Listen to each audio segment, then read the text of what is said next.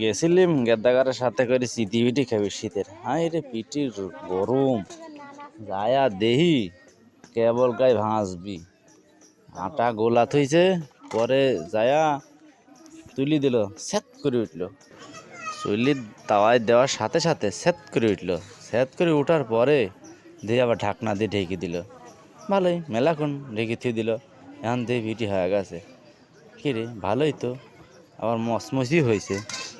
পাশে দেহি রয়েছে ধনে পাতা বাটা, রাই বাটা, আর আছে হলো শুটকি বাটা, লিলিমিট সর্ষে বাটা আর রাই ধনে পাতা বাটা।